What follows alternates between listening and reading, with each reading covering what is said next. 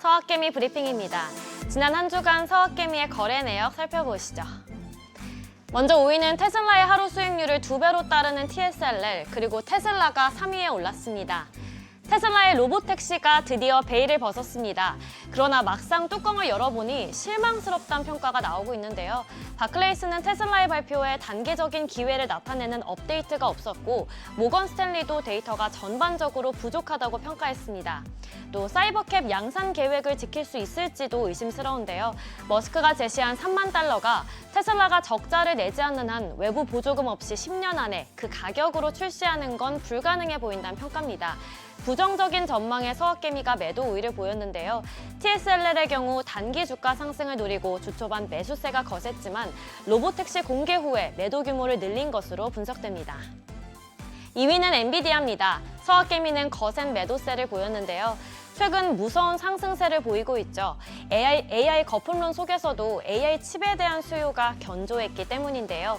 AI 훈련과 추론에 관한 지출이 활발하다는 신호를 볼 때 연말로 갈수록 엔비디아 사정이 더 나아질 것이란 평가입니다.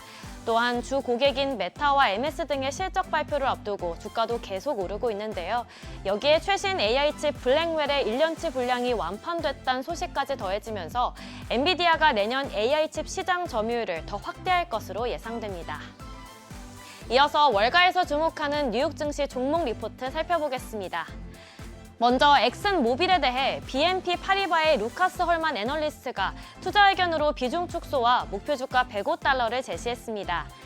최근 중동 전쟁으로 유가 변동성이 높아지면서 가격이 고공행진이었는데요. 오펙 플러스의 원유 생산 확대 가능성이 상당히 크기 때문에 유가가 다시 하락할 것으로 전망했습니다. 이에 에너지 섹터에 대한 투자 심리가 더 악화될 것으로 평가했는데요. 실제로 지난 8일 이스라엘이 이란의 석유 시설이 아닌 군사 및 정보 시설을 타격할 수 있다는 관측이 나오면서 국제 유가가 폭락했습니다. 이에 따라 정유 사업 전망이 불확실해지면서 향후 실적이 우려된다는 의견입니다. 다음은 마이크로소프트입니다. 골드만삭스가 추가 랠리 가능성을 언급했는데요. 증가하는 AI 수요와 초기 투자로 인해 향후 MS의 이익에 호재가 있을 것으로 평가했습니다. 특히 MS의 애저 용량이 온라인으로 확대되면서 연간 매출 전망치를 충분히 달성할 수 있을 것으로 판단했는데요. 전략적인 투자 확대로 영업 효율이 제고되면서 EPS에 순풍이 불 수도 있다는 의견입니다.